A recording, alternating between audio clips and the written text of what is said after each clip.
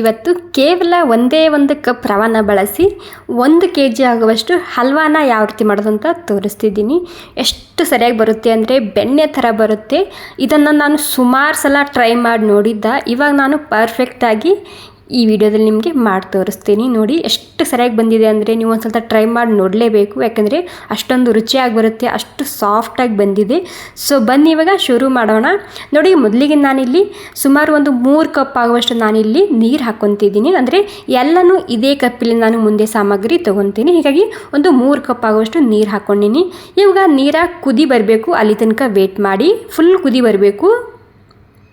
ನೋಡಿ ನೀರ ಕುದಿ ಬಂದಿದೆ. ಇವಾಗ ಕುದಿ ಬಂದಾದಮೇಲೆ ಇದಕ್ಕೆ ನಾನು ಒಂದು ಪ್ಲೇಟ್ ಮುಚ್ಚಿ ಸೈಡಿಗೆ ಎತ್ತಿಟ್ಕೊತಿದ್ದೀನಿ. ಈ ನೀರು ತಣ್ಣಗಾಗಬಾರ್ದು, ಹೀಗಾಗಿ ನಾನಿಲ್ಲಿ ಪ್ಲೇಟ್ ಮುಚ್ಚಿಟ್ಕೊಂಡು ಇದನ್ನು ಕೆಳಗಡೆ ಎತ್ತಿಟ್ಕೊತಿದ್ದೀನಿ. ಇವಾಗ ನಾನು ನೀರನ್ನ ಮುಚ್ಚಿಟ್ಟು ಸೈಡಿಗೆ ಎತ್ತಿಟ್ಕೊಂಡಿನಿ. ಇವಾಗ ಇಲ್ಲಿ ಕಡಾಯಿ ಇಟ್ಕೊತಿದ್ದೀನಿ. ಕಡಾಯಿನಲ್ಲಿ ಸುಮಾರು ಒಂದು 2 ಚಮಚ ಆಗುವಷ್ಟು ನಾನಿಲ್ಲಿ ತುಪ್ಪ ಹಾಕ್ಕೊಂಡಿನಿ.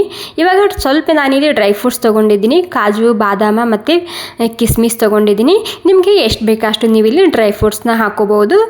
ಮೊದಲಿಗೆ ನಾನಿಲ್ಲಿ ಕಾಜು ಮತ್ತು ಬಾದಾಮನ್ನ ಹಾಕ್ಕೊಂಡಿನಿ. ಇವಾಗ ಇದನ್ನು ನಾನು ಮೀಡಿಯಮ್ ಗ್ಯಾಸ್ನಲ್ಲಿ ಲೈಟಾಗಿ ಕೆಂಪಾಗಬೇಕು, ಅಲ್ಲಿ ತನಕ ಇದನ್ನು ನಾನು ಮೊದಲಿಗೆ ಹುರ್ಕೊಂಡು ತೊಗೊತಿದ್ದೀನಿ. ಎಲ್ಲನೂ ಒಮ್ಮೆ ಹಾಕಬಾರ್ದು, ಕಿಸ್ಮಿಸ್ ಜಲ್ದಿ ಹುರಿಯುತ್ತೆ. ಹೀಗಾಗಿ ಇವೆರಡೇ ಸಾಮಗ್ರಿ ಮೊದಲಿಗೆ ಸ್ವಲ್ಪ ಕೆಂಪಾಗಲಿ. ನೋಡಿ ಒಂದು ಸ್ವಲ್ಪನೇ ಕೆಂಪಾಗಿದೆ. ಇವಾಗ ಕೆಂಪಾದ್ಮೇಲೆ ನಾನಿಲ್ಲಿ ಕಿಸ್ಮಿಸ್ ಹಾಕ್ಕೊತಿದ್ದೀನಿ. ಈ ಕಿಸ್ಮಿಸ್ ಹಾಕಿದ ಮೇಲೆ ಮತ್ತೆ ಇದನ್ನು ನಾನು 1 ನಿಮಿಷ ಆಗೋ ತನಕ ಹುರ್ಕೊತಿದ್ದೀನಿ. ಸ್ವಲ್ಪ ಪಿಸ್ತಾ ಕೂಡ ಹಾಕ್ಕೊಂಡಿನಿ. ಪಿಸ್ತಾ ಇಲ್ಲ ಅಂದರೆ ನೀವು ಇಲ್ಲಿ ಸ್ಕಿಪ್ ಕೂಡ ಮಾಡ್ಕೋಬೋದು, ಅಥವಾ ಟೋಟಲಿ ಯಾವುದೇ ನಿಂಬಲ್ಲಿ ಡ್ರೈ ಫ್ರೂಟ್ಸ್ ಇಲ್ಲ ಅಂದರೆ ನೀವು ಹಾಗೆ ಕೂಡ ಮಾಡ್ಕೋಬೋದು ಈ ಹಲ್ವಾ. ಇವಾಗ ನೋಡಿ ಎಲ್ಲ ಸೇರಿಸಿ ಲೈಟಾಗಿ ಕೆಂಪಾಗೋ ತನಕ ನಾನಿಲ್ಲಿ ಹುರ್ಕೊಂಡಿನಿ. ಹುರ್ಕೊಂಡಾದ್ಮೇಲೆ ಇದನ್ನು ನಾನು ಸೈಡ್ನಲ್ಲಿ ಪ್ಲೇಟ್ನಲ್ಲಿ ಎತ್ತಿಟ್ಕೊತಿದ್ದೀನಿ. ತುಂಬ ಅಂದರೆ ತುಂಬಾ ಸಾಫ್ಟಾಗಿ ಬರುತ್ತೆ, ಬೆಣ್ಣೆ ಥರ ಬರುತ್ತೆ. ಈ ವಿಧಾನದಲ್ಲಿ ನೀವು ಒಂದು ಸಲ ಟ್ರೈ ಮಾಡಿ ನೋಡ್ಬೋದು. ನೋಡಿ ಎಲ್ಲ ಪ್ಲೇಟ್ನಲ್ಲಿ ನಾನು ಸೈಡಿಗೆ ಎತ್ತಿಟ್ಕೊಂಡಿನಿ. ಇವಾಗ ಇದೇ ಕಡಾಯಿನಲ್ಲಿ ನಾನಿಲ್ಲಿ ಅರ್ಧ ಕಪ್ ಆಗುವಷ್ಟು ತುಪ್ಪ ಹಾಕ್ಕೊತಿದ್ದೀನಿ. ಅದರಲ್ಲಿ ಒಂದು ಸ್ವಲ್ಪ ಇಟ್ಕೊಂಡು ನಾನು ಮತ್ತು ಆಮೇಲೆ ಹಾಕ್ತೀನಿ ಆ ತುಪ್ಪ. ಇವಾಗ 1 ಕಪ್ ಆಗುವಷ್ಟು ನಾನಿಲ್ಲಿ ಉಪ್ಪಿಟ್ಟು ಮಾಡೋ ರವೆ ಹಾಕ್ಕೊತಿದ್ದೀನಿ. ಉಪ್ಪಿಟ್ಟು ಮಾಡೋ ರವಾದಲ್ಲೇ ಮಾಡಬೇಕಿದು, ನೀವು ತುಂಬಾ ಸರಿಯಾಗಿ ಬರುತ್ತೆ. ಇವಾಗ ತುಪ್ಪ ಗರಂ ಆದಮೇಲೆ ನೀವಿಲ್ಲಿ ರವಾನ ಹಾಕೋಬೇಕಾಗುತ್ತೆ. ಇವಾಗ ಇಲ್ಲಿ ಮೇನ್ ಪಾಯಿಂಟ್, ರವೆ ಯಾವ ರೀತಿ ಹುರ್ಕೋತಿರಲ್ಲ ಆ ರೀತಿ ಇದು ಹಲ್ವಾ ತಯಾರಾಗುತ್ತೆ. ಹೀಗಾಗಿ ರವನ್ನ ಸ್ಲೋಕ್ಕಿಂತ ಸ್ವಲ್ಪ ಗ್ಯಾಸ್ ಜಾಸ್ತಿ ಇರಲಿ. ಒಂದು 5 ನಿಮಿಷ ಆಗೋ ತನಕ ನಾನು, ಅಥವಾ ಸ್ವಲ್ಪನೇ ಕಲರ್ ಚೇಂಜ್ ಆಗೋ ತನಕ ಇದನ್ನು ನಾನು ಹುರ್ಕೊಂಡು ತೊಗೊತಿದ್ದೀನಿ. ಇದು ರವೆ ಹುರಿದಾದ್ಮೇಲೆ ಸರಿಯಾಗಿ ಸ್ಮೆಲ್ ಬರುತ್ತೆ ಅದರದ್ದು ಘಮ್ ಅಂತೇಳಿ. ಆವಾಗ ನಿಮಗೆ ಗೊತ್ತಾಗುತ್ತೆ ಇದು ರವೆ ಹುರಿದಿದೆ ಅಂತೇಳಿ. ಇದು ಇನ್ನೂ ಹುರಿದಿಲ್ಲ. ನೋಡಿ ಸ್ವಲ್ಪ ಲೈಟಾಗಿ ನಿಮಗೆ ಕಾಣ್ತಿರ್ಬೋದು, ಸ್ವಲ್ಪ ಕೆಂಪಾಗಿದೆ ರವೆ. ಇಷ್ಟಾದ್ರೆ ಸಾಕಾಗುತ್ತೆ. ಮತ್ತು ತುಪ್ಪ ಕೂಡ ರಿಲೀಸ್ ಮಾಡ್ತಿದೆ ರವೆ, ನೋಡ್ತಿರ್ಬೋದು ಈ ರೀತಿ ನೀರಾಗಿದೆ. ಇವಾಗ ಬಿಸಿಯಾಗಿರುವಂತಹ ನೀರು ಹಾಕ್ಕೊತಿದ್ದೀನಿ. ಫುಲ್ ಬಿಸಿ ಇರಬೇಕು. ಒಂದು ವೇಳೆ ನೀರು ತಣ್ಣಗಾಗಿತ್ತಂದರೆ ಮತ್ತೆ ಬಿಸಿ ಮಾಡ್ಕೊಳ್ಳಿ, ಏನೂ ಪರವಾಗಿಲ್ಲ. ಫುಲ್ ಬಿಸಿ ಇರಬೇಕು ಹಾಕುವಾಗ. ಇವಾಗ ಎಲ್ಲ ಸೇರಿಸಿ ನಾನಿಲ್ಲಿ ನೀರು ಹಾಕ್ಕೊಂಡಿನಿ. ಇವಾಗ 1 ಕಪ್ ರವಕ್ಕೆ 3 ಕಪ್ ಆಗುವಷ್ಟು ನೀವಿಲ್ಲಿ ನೀರು ಹಾಕಬೇಕಾಗುತ್ತೆ. ಪರ್ಫೆಕ್ಟಾಗಿ ಬರುತ್ತೆ ನಮ್ಮ ಹಲ್ವಾ.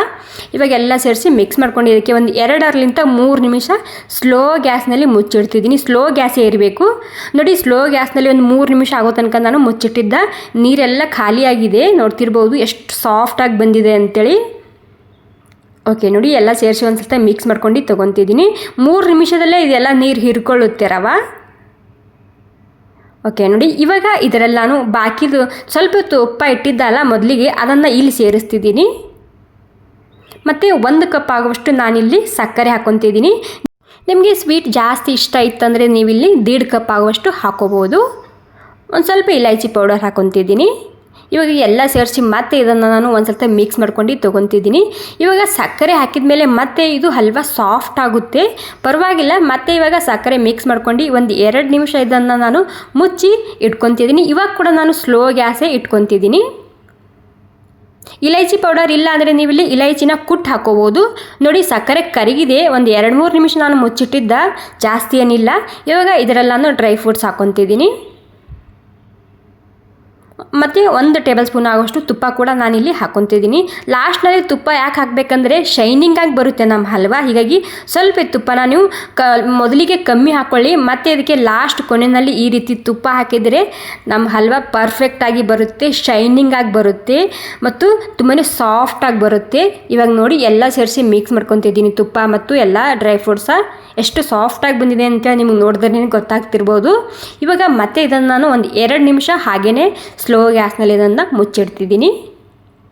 ನೋಡಿ 2 ನಿಮಿಷ ಆಗಿದೆ, ಪೂರ್ತಿಯಾಗಿ ತುಪ್ಪ ರಿಲೀಸ್ ಮಾಡಿದೆ ನೋಡ್ತಿರ್ಬೋದು. ಎಷ್ಟು ಸಾಫ್ಟಾಗಿ ಬಂದಿದೆ ಅಲ್ವಾ, ನೋಡಿದ್ರೇ ಗೊತ್ತಾಗ್ತಿರ್ಬೋದು.